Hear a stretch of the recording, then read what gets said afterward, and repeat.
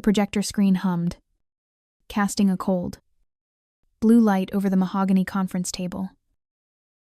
On the screen stood the Seraphim, a twisting glass tower that defied gravity, a design that had cost Arya Vance 3 years of sleepless nights, bleeding fingers, and her entire soul. But the name etched in gold at the bottom wasn't hers. Chloe Sterling stood at the head of the table, her smile as sharp as a scalpel. She smoothed her designer skirt and gestured to the screen. I call it the Seraphim. It came to me in a dream, a fusion of modern ambition and divine grace. Arya felt the air leave her lungs. She stood up, her chair scraping loudly against the floor, shattering the respectful silence of the board members. That's a lie. The board members turned, their expressions ranging from annoyance to pity. Chloe didn't flinch. She looked at Arya the way one looks at a stain on a silk dress. Excuse me, did the intern just speak? Arya's hands trembled. Not from fear, but from a rage so hot it blurred her vision. She pointed a shaking finger at the screen. That isn't your dream, Chloe. It's my design. Look at the structural nodes on the north face. I hid my initials. V. In the lattice pattern. Zoom in. Just zoom in. A heavy silence filled the room. One of the older investors leaned forward. Intrigued. Is that true, Miss Sterling? Chloe laughed. A tinkling, cruel sound that echoed off the glass walls. She tapped a button on the remote, zooming in on the exact spot Arya had mentioned. The lattice was smooth. The initials were gone. Arya gasped, her blood running cold. You altered the render. Chloe's face hardened instantly. She slammed the remote down on the table. This is exactly why I told you all we needed to let her go. Arya has been obsessed with me for months. She steals my sketches from the trash, claims them as her own, and now she interrupts a multi-million-dollar pitch with her delusions. Arya stepped forward. Desperate. Check my laptop. The metadata on the original files. Chloe cut her off, her voice dropping to a venomous hiss, disguised as professional concern. Your laptop, the one security wiped an hour ago when we found you trying to download company secrets. You're fired. Arya. For corporate espionage and harassment. 2 security guards materialized at the door, their shadows looming over the small intern. Arya looked around the room, searching for a single ally. But the board members were already looking back at Chloe, captivated by the lie, indifferent to the truth. One of the guards grabbed Arya's arm. She jerked away, her eyes locking onto Chloe's triumphant smirk. Arya whispered, her voice low but trembling with intensity. You can't build that tower, Chloe. The load-bearing calculations on the spire are theoretical. Without my final adjustments, it will collapse. You will kill people. Chloe leaned in close, so only Arya could hear. I don't care if it falls, darling. I only care that I win the contract. By the time the cracks show, I'll be married to Julian Thorne, and this company will be sold. You, on the other hand, will be nothing. Chloe straightened up and waved her hand dismissively. Get this trash out of my building. And make sure every firm in the city knows anyone who hires Arya Vance is an enemy of the Sterling family. The guards didn't wait. They dragged Arya out of the conference room. Her heels skid across the polished marble floor, the sound screeching like a wounded animal. Moments later, the heavy glass doors of the Sterling Tower opened, and Arya was shoved onto the wet pavement. The rain was pouring down in sheets, instantly soaking her cheap suit. Her cardboard box of belongings, a dried cactus and a cracked mug, was thrown into a puddle next to her. Arya fell to her knees, the gravel digging into her skin. Above her, the massive LED screen on the building lit up, displaying Chloe's face and the headline, "Genius Hyrus unveils the future of Skyline." Rain mixed with the hot tears streaming down Arya's face. She gripped the edge of the sidewalk until her knuckles turned white. They had taken her work. They had taken her name.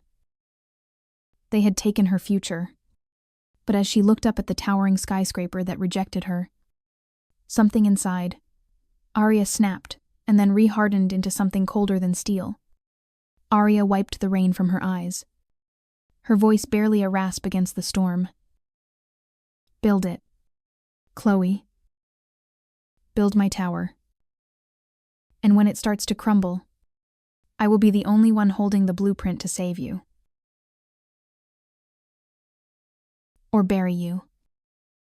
The tray of crystal champagne flutes was heavy, but Arya's arm didn't tremble. She had learned to turn her body into stone.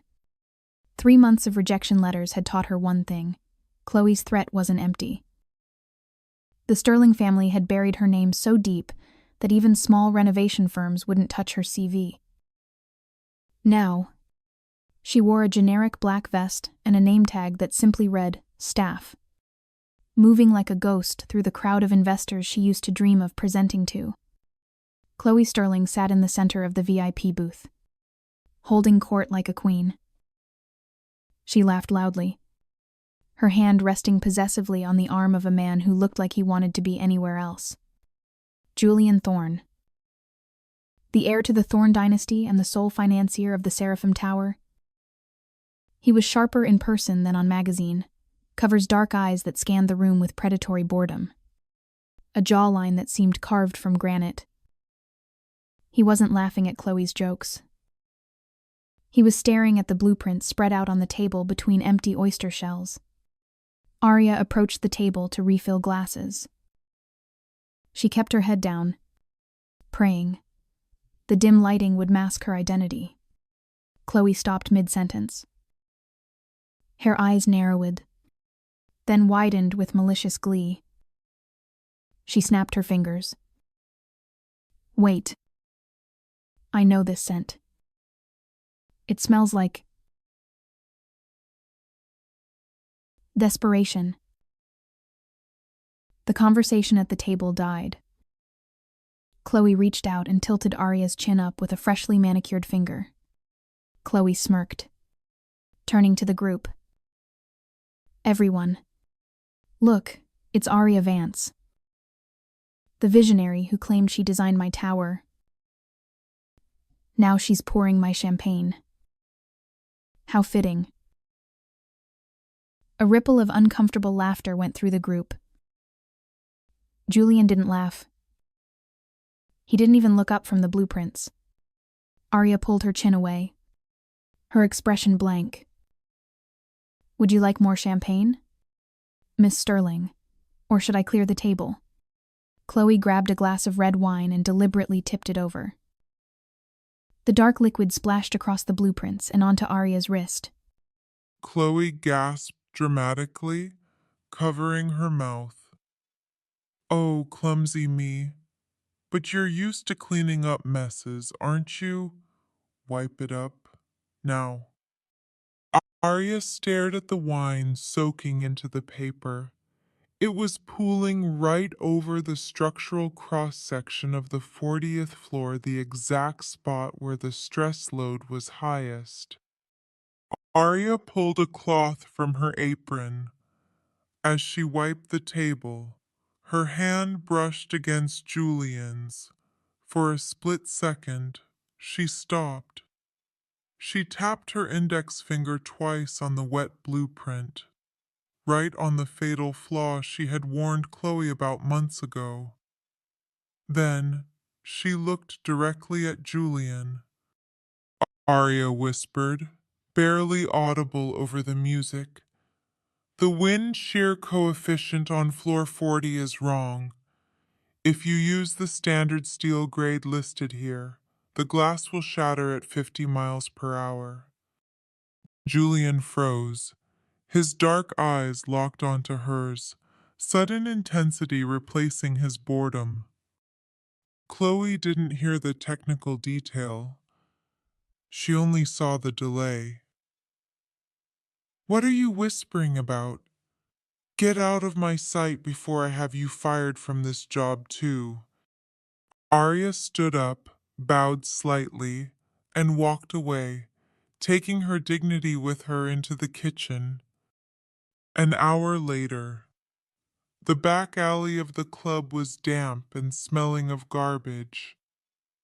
Arya threw her apron into the dumpster. She had been fired anyway. Chloe had made a complaint to the manager before leaving. Headlights blinded her. A sleek black phantom limousine pulled into the narrow alley.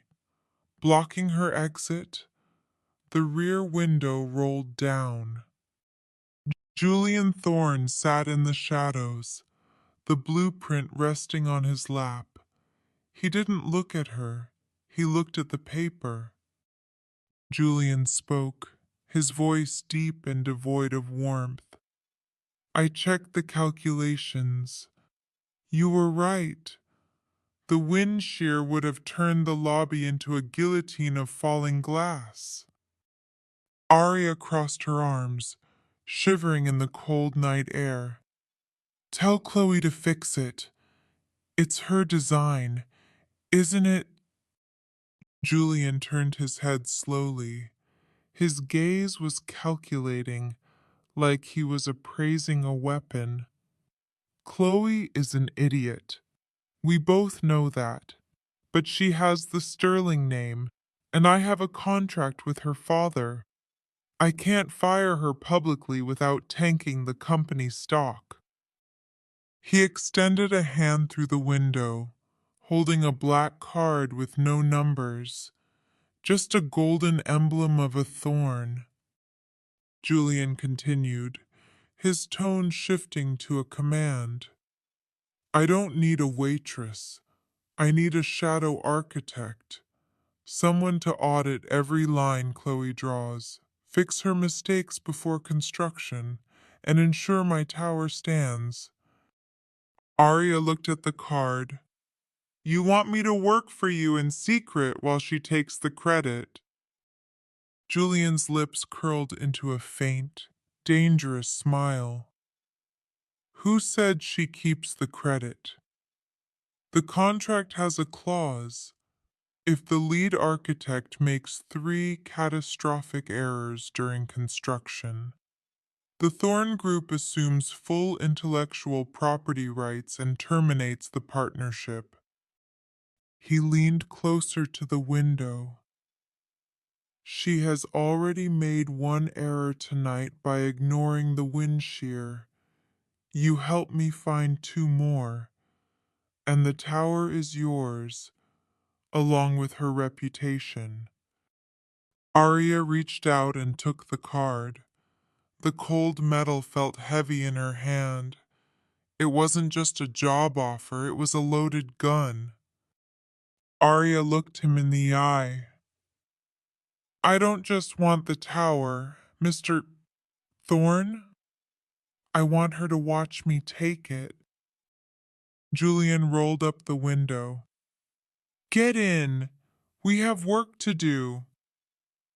The auction paddle felt light in Julian's hand, but the tension in the room was heavy enough to crush bone. Arya stood slightly behind Julian's right shoulder, her eyes scanning the catalog with the precision of a sniper. She looked different. The terrified intern was gone. In her place was a woman in a structured midnight blue suit, her hair pulled back in a severe, elegant bun. She didn't look like a servant. She looked like a weapon kept in a velvet sheath. Chloe Sterling swept into the room in a dress that screamed, "Look at me," a chaotic explosion of red sequins. She spotted Julian immediately and beelined for their table, her smile faltering only for a nanosecond when she saw Arya. Chloe laughed, loud and brittle. "Julian, I didn't know we were doing charity work tonight. Did you pick up a stray cat to hold your coat?" Julian didn't stand up. He swirled his whiskey, his eyes cold. "Arya isn't holding my coat. Chloe, she's holding my checkbook. She's advising on the lobby materials." Chloe's face contorted. She has the taste of a sewer rat. "I'm the lead architect. I decide what goes in the seraphim." The auctioneer's voice boomed, cutting the tension. "Next up, lot 45, the Titan's vein marble, imported from the deepest quarries of Italy, pure white, unbreakable, timeless, perfect for a grand atrium floor." A massive slab of marble was wheeled onto the stage, glistening under the spotlights. It was breathtaking. Chloe raised her chin. "That's it? That's the floor. It radiates purity." She raised her paddle. $5 million. The room gasped. It was an aggressive opening bid. Her lips brushing Julian's ear, she whispered, clear and calm, "Don't buy it. It's chemically treated. Look at the hairline fractures near the bottom left corner. That stone can't handle the thermal expansion of a heated floor. It will crack within 6 months." Julian nodded once. He didn't raise his paddle. And smirked. "What's the matter? Aria too expensive for your imagination, or are you just jealous that I can spend in a second what you wouldn't earn in a lifetime?" She raised her paddle again. 6 million? I want it exclusively for the seraphim." Arya stepped forward, bypassing Julian. She didn't shout. She projected her voice with the cool authority of a professor lecturing a slow student. "Miss Sterling, Titan's vein is a porous limestone composite, not true marble. If you install that in a lobby with underfloor heating, which is in your design specs, the thermal shock will turn your $5 million floor into a pile of gravel before the ribbon-cutting ceremony." The murmuring in the room stopped.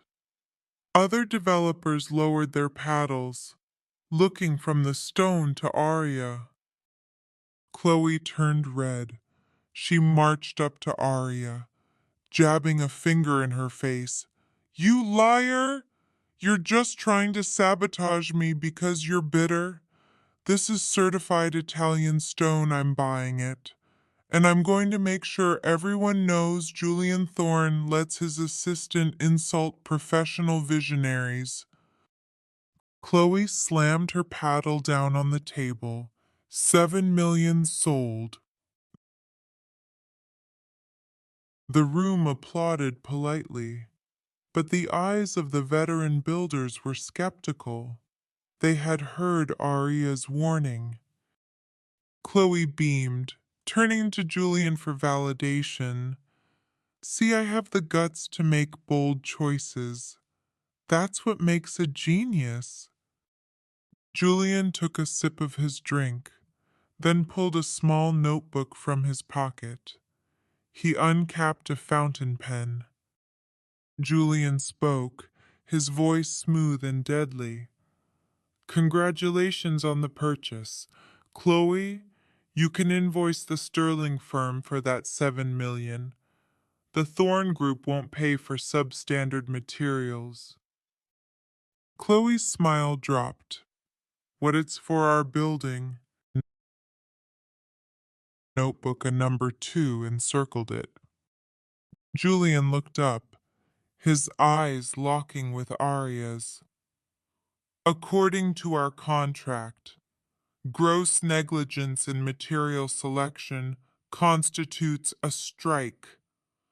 Arya warned you. You bought it anyway. That's error number 2. Chloe, one more strike, and you're out. Chloe froze. She looked at the massive stone slab, then at Arya's calm, unbothered face. For the first time, the fear in Chloe's eyes wasn't about losing face, it was about losing everything. Arya smiled a small, terrifying curve of her lips. It's a beautiful stone. Chloe, maybe you can use it for your tombstone. It should last about as long as your career.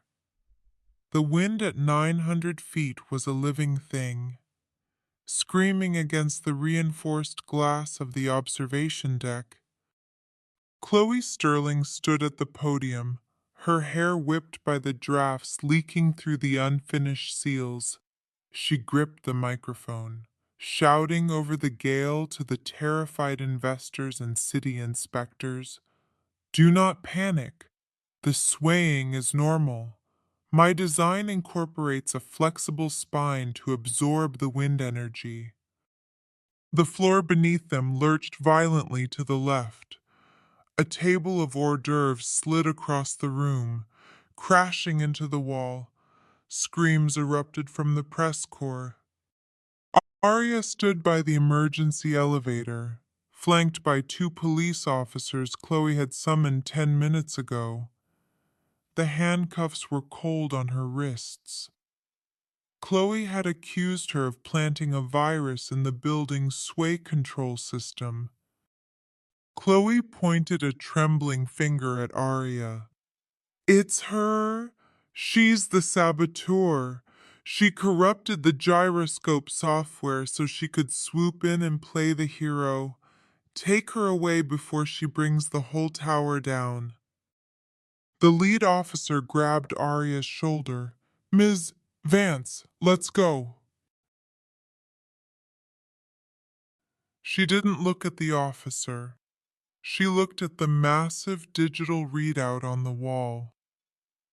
The structural stress indicators were flashing from orange to red. Arya spoke, her voice cutting through the panic like a blade.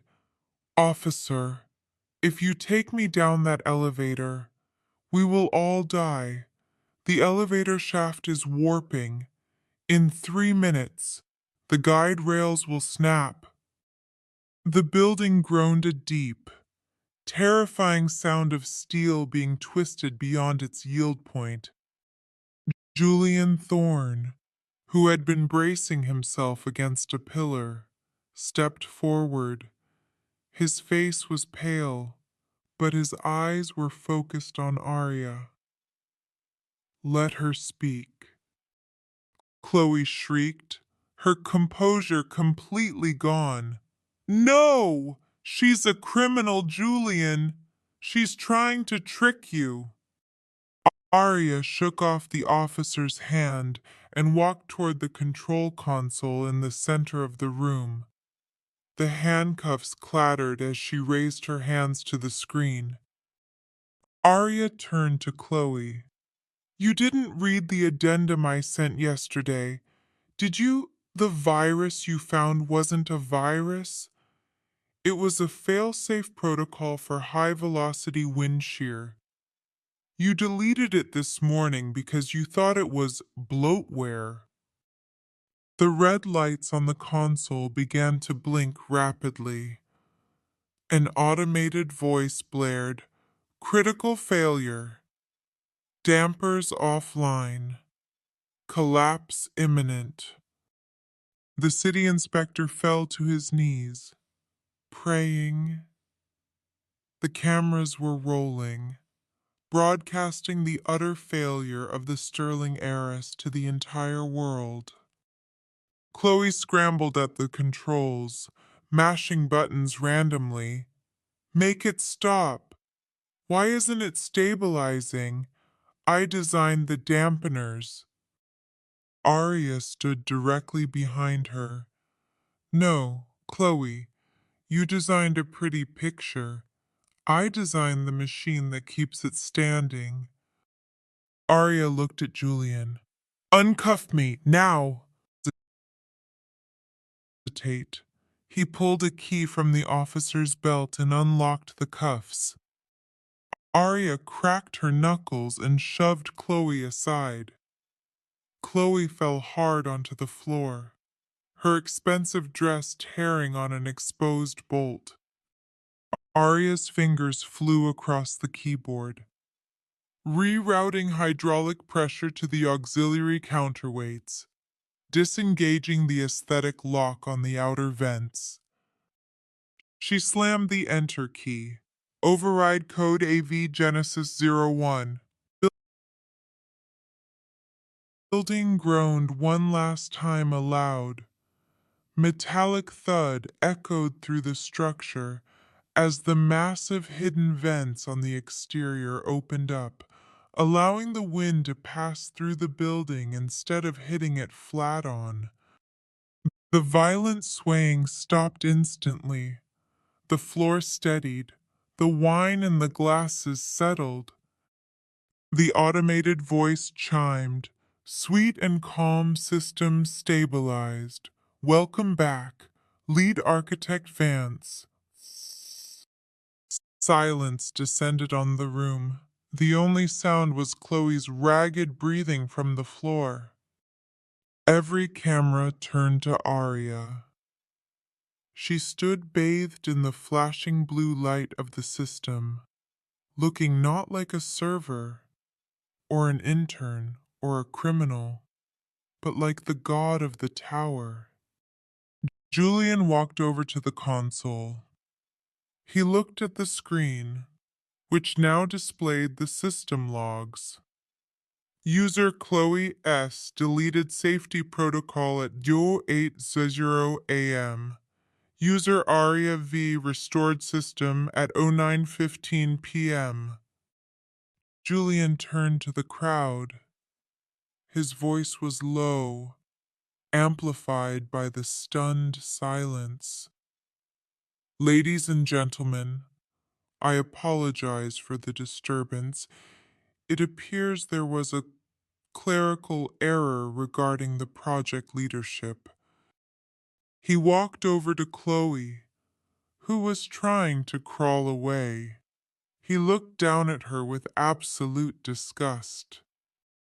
Julian announced, cold as ice. "That was strike 3, Chloe. Actually, that was attempted manslaughter." He turned to the police officers who were still standing there, confused. "Officers, you have the right suspect, but you had the wrong woman. Ms. Sterling just admitted to deleting a safety protocol that endangered 100 lives. Arrest her." Chloe screamed as the officers hauled her up. "No, I'm a Sterling. My father will buy this building, Julian. You can't do this." Arya leaned against the console, crossing her arms. She watched Chloe being dragged toward the elevator, the same elevator Arya had just saved from collapsing. Arya called out, just before the doors closed, "Be careful on the way down. Chloe, it's a long drop from the top." The heavy oak doors of Julian Thorne's private office swung open. Marcus Sterling marched in, flanked by 3 high-priced lawyers. He looked like a man who had aged 10 years in 10 days, but his eyes still held the arrogant glimmer of a billionaire who believed money could fix gravity itself. Julian sat behind his desk, shuffling a deck of legal documents. He didn't look up. Arya stood by the window, looking out at the city skyline. She wore a white suit, sharp, pristine, the color of a clean slate. Marcus slammed a briefcase onto Julian's desk. This ends now. Thorn, I'm dropping the lawsuit against you for the public humiliation of my daughter. In exchange, you reinstate Sterling Architects as the lead firm, and we sweep this glitch under the rug. He pointed a shaking finger at Arya's back. And you fire that thief.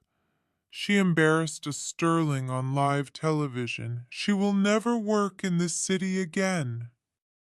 Arya turned slowly. She didn't look angry. She looked bored. Picking up the briefcase Marcus had thrown down, she popped the latches. It was empty of papers, filled only with stacks of cash, a bribe disguised as a settlement. Arya laughed softly, closing the case. Mr. Sterling, you seem to be laboring under the delusion that you still own a company. Marcus sneered. I built this city. You are nothing but a disgruntled intern with a hacker's trick. Julian finally spoke. He slid a single document across the desk. Actually, Marcus, according to Clause 14b of our joint venture agreement, the Three Strikes Clause, the intellectual property rights to the Seraphim Tower have reverted to the Thorn Group, and as of this morning, I have transferred those rights to a new entity. Julian gestured to Arya. Vance and Partners. Purple. You gave my tower to her. She has no capital, no staff. Arya stepped forward, leaning her hands on the desk, invading Marcus's space. I don't need your capital. Marcus, I have your staff. Since the broadcast, 80% of your senior architects have resigned. They're working for me now. They were tired of fixing Chloe's mistakes while you took the credit. She pulled a folded piece of paper from her pocket, the original sketch she had made 3 years ago, stained with coffee and tears. She dropped it on top of his money. Arya's voice dropped to a whisper, cold and final. Your firm is a shell. Your daughter is facing criminal negligence charges, and the tower we're renaming it, the Seraphim, is dead. Marcus looked at Julian, desperate now. Julian, be reasonable. This alliance has stood for 30 years. You're going to throw it away for her. Julian stood up, buttoning his jacket. He walked around the desk and stood next to Arya. He didn't touch her. He simply aligned himself with her, a visual wall of power. Julian smiled, devoid of mercy. I'm not throwing it away. Marcus, I'm upgrading now. Please remove your bribe from my desk. You'll need it to pay your daughter's bail. Marcus stared at them, the old lion outpaced by the young wolves. He grabbed his briefcase, his hands shaking violently, and retreated. The door clicked shut, sealing the tomb of the Sterling legacy. Later that evening, Arya and Julian stood on the open-air roof of the tower, the Vance spire. The wind was gentle now, tamed by the vents Arya had opened. The city lights sprawled below them like a carpet of diamonds. Glass of champagne. You know, they're calling you the Iron Architect in the press. It's not very flattering. Arya took the glass, looking at the reflection of the moon on the steel beams. Better than the intern. I can live with iron. She turned to face him. The adrenaline of the battle had faded, leaving a charged silence between them. Arya tilted her head. So, Mr. Thorne, the tower is finished. The Sterlings are ruined. Our contract is technically fulfilled. What happens now? Julian stepped closer. He reached out, tracing the line of her jaw with his thumb, a gesture intimate and possessive. Julian's voice was low, vibrating with the same intensity he had shown in the limo that first night. I have 3 more skyscrapers planned in Dubai, Tokyo, and New York. I can't trust anyone else to build them. But I'm not looking for an employee anymore. Arya. He took the glass from her hand and set it on the railing, his eyes never leaving hers. Julian continued, I'm looking for a partner, equal shares, equal power, and perhaps something more exclusive. Arya looked at the man who had given her the gun to shoot her enemies. She didn't melt. She didn't swoon. She smiled the smile of a woman who had climbed from the gutter to the stars and found she liked the view. Arya placed her hand on his chest, feeling the steady beat of his heart. Dubai sounds complicated. The sandstorms require a specific structural elasticity. She leaned in, her lips brushing against his. Show me the blueprints, Julian, then I'll